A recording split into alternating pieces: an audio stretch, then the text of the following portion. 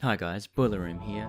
Well, Destiny Update 2.4.0 has shaken up the Destiny world a little bit, and one of the main things that has done that is the balancing or the changes to different weapons.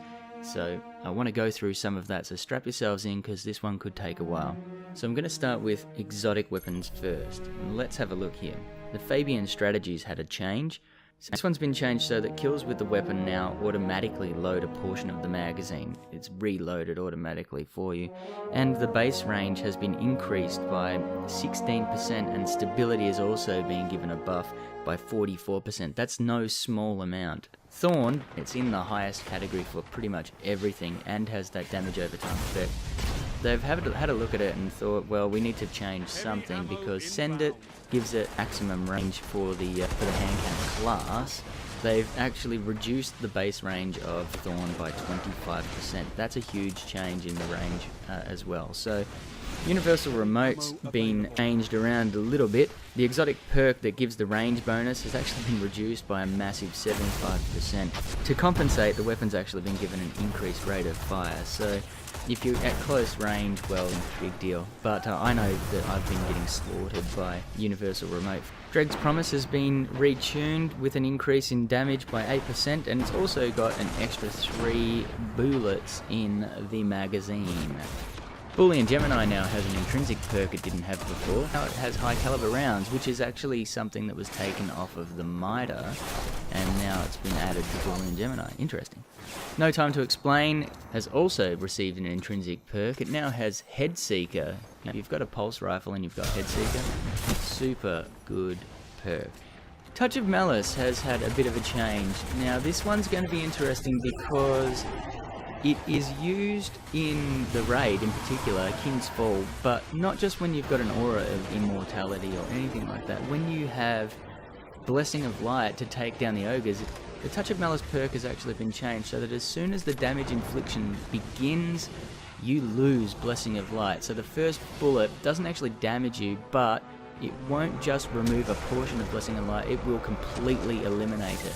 And I've got a little weapons test here. So this is what it looked like before the update. As you fire, Blessing of Light gradually disappears and then eventually it impacts on your health. But in this new clip, as soon as the final bullet is fired, Blessing of Light is automatically removed, and then you start taking damage from the next bullet. So it'll be interesting to see what people move to drop ogres quickly now that Touch of Malice has kind of been eliminated from that equation. Well, my theory is a lot of people are going to revert to Sleeper or something like that. I've already done some raids where people have done that, and let me tell you, the ogres were melting. They were dropping as soon as they were spawning. Sniper rifles have been retuned again. I'm not sure why this is such a big deal, but, well, it's the mid-rate of fire snipers that have been attacked again. So the 1000 yard, the longbow, and the LDR in this case. The LDR and the longbow synthesis both had increased target acquisition over the 1000 yards there. That target acquisition has now been nerfed so that they are in line with the rest of the family, like the 1000 yard. They've also taken the damage nerf by 6.95% damage, and what that means, what that translates into, is that you can no longer reliably one-shot a Guardian in a super, and in fact, at Oryx, if you're on a plate and you're thinking you're going to one-shot those knights, well, until Rise of Iron actually drops and your light level increases, my experience is that I'm no longer one-shotting with a longbow. I haven't actually tested the 1000 yard yet, but I know for a fact that I can no longer one-shot with a longbow synthesis. The higher impact snipers will still one-shot reliably. Flinching has also been increased, so when you start taking damage, if you're aiming down sights, you will get smacked. The strength of that flinch has been increased from a 30% starting flinch to a 50% starting flinch, and every subsequent hit that you take after that will increase the strength of deflection, as they call it, until you get to 100% max deflection. So basically, if you're taking damage from a primary, you're going to start flinching quicker, and it's going to be much more severe, making aiming a little bit more difficult.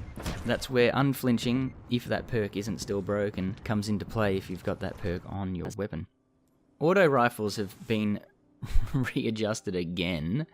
Now, Doctrine of Passing and its family have again taken a hit, where the magazine size has actually been reduced, forcing you to reload more regularly, so that other people can actually smack you if you're running Doctrine of Passing. And mid-rate of fire auto rifles have actually been given a buff. They've actually been given an increased damage buff by 1.5%, so every bullet does more damage. Shotguns have been tweaked a little. The Mobius has actually got a decreased spread when you're aiming down sights now, which means that you're zoomed in a little bit closer, so the damage doesn't actually spread as far. Shotguns that were running the full auto perk had a penalty to the spread angle. Well, that's actually been reduced. That penalty's now been reduced, except for Invective. Invective still maintains the same penalty to fire spread. The damage on high rate of fire shotguns have also been increased. If you're running a higher rate of fire shotgun with full auto, you now have more damage and a reduced spread penalty. So that means you're going to do more damage in a wider range. Pulse rifles have been put under the microscope a little bit. Now, high rate of fire pulse rifles, I think, are just ridiculously overpowered. Mostly the Grasp. I mean, Grasp is just outrageous. It's an auto rifle with the damage of a pulse rifle, in my opinion. But to compensate for that, there has been an increase in damage for the middle rate of fire family, so the Nerwin's Mercy family, and that increase is to the tune of 2%. Now, there's also been a specific weapon increase. The Lyudmila, the gunsmith pulse rifle that you can get from the Foundry package, that has now got an increased rate of fire for that Haka pulse rifle. Now, it's got a couple of benefits. One, it's a Haka pulse rifle. The second, now it also has an increased rate of fire. Now, Bungie feel that sidearms are being underutilized, so to adjust that, they have actually given sidearms a bit of a boost to make them shoot further, faster, and make them more predictable. Now, we know that there is a new class of sidearms coming in that can actually fire even quicker than the ones that we've got. They've increased the damage for Haka sidearm families by 3% for the lowest rate of fire sidearms and 7% for the high rate of sidearms. Now that is pretty substantial, given that we're talking massive rate of fire weapons here. There's also a decrease in damage for non-hit scan sidearms by 5%. So that's weapons like the Vestian Dynasty and the Queen's Choice. Now, sidearms will fire further, only half a meter further, but it's still further before the damage fall-off kicks in per round. And there's been a minor increase in stability across the board for all sidearms. Sidearms have also been given a boost to damage in PvE, so there's a 20 to 30% damage boost dependent on which combatant tier we're talking about. So that's, red bar, yellow bar, that kind of thing. And then to accommodate the two new faster firing sidearm families that are coming with Rise of Iron, the stat bar is actually going to be shorter, so there's room to move for the faster firing sidearms coming. The rate of fire itself is actually exactly the same, it doesn't change it, but the stat bar is going to be a bit shorter until the new sidearms come in.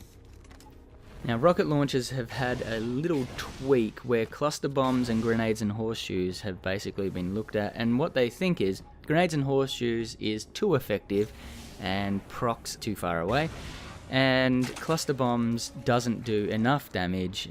So what they've basically done is tried to balance those two out. They've increased the damage and the effective range on the cluster bomb perk, and they have reduced the activation radius for grenades and horseshoes from 1.3 meters to less than 1 meter. Truth is the only weapon that is not affected by this change to grenades and horseshoes, but they haven't actually given a specific increase or change to the cluster bomb perk. All we know is that the effective range on those explosions has been increased. Machine guns have been buffed, but only the high rate of fire machine guns. So the highest rate of fire machine guns have been given an increase in damage by 4%. Hand cannons haven't been changed much at all. There's just a couple of little bugs that had an impact on the way that stats were being displayed.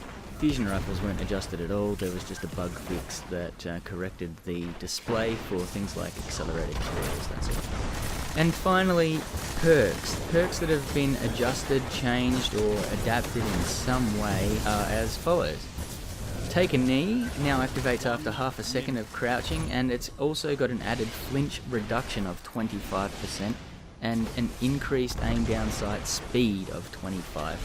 So when you hit aim, the zoom will kick in 25% quicker than it did previously. You'll also have a reduction in that flinch, like I said.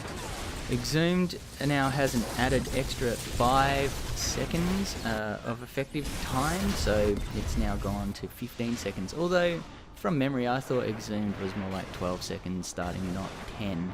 Cascade has had a functional change, so sometimes perks get adjusted not just by increasing or decreasing the actual perk themselves or the effectiveness of the perk. Sometimes perks just straight up get a change. So Cascade has this functional change where melee kills now automatically reload a portion of your magazine. So Surplus now increases the ammo capacity that you can carry.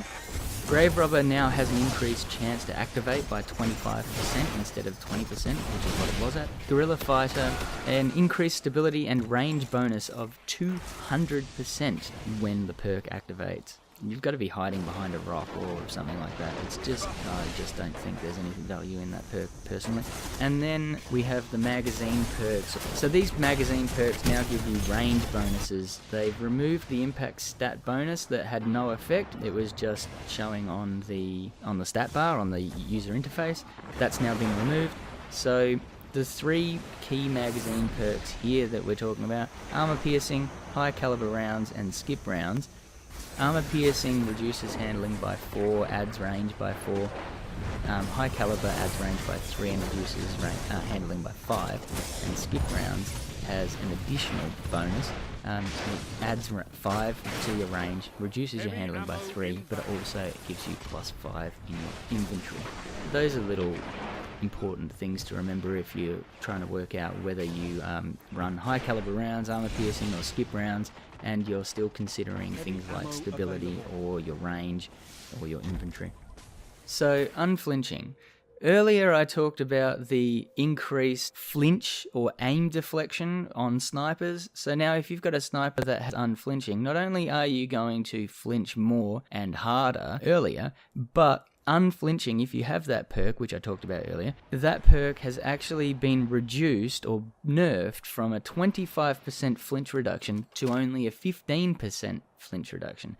Not only are you now taking more aim deflection, or you're flinching more and harder, but you're also, if you're running the unflinching perk, which I think was already broken anyway, you're now flinching more anyway, again on top of that. So if you're a sniper with unflinching, you've just been hit twice.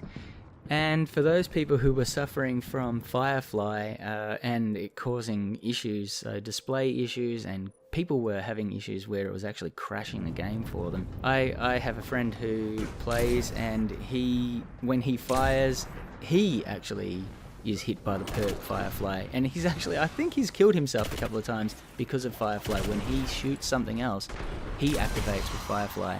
It's strange. And it's not just on his screen. I'm fairly certain that everyone can see it, because I've actually seen him light up from the Firefly effect.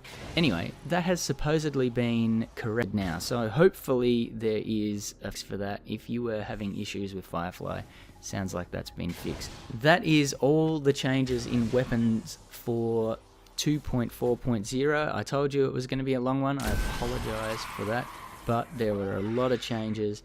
If you've got something out of this video, please give it the thumbs up. If you've got some questions or some comments, whack them in the comments below.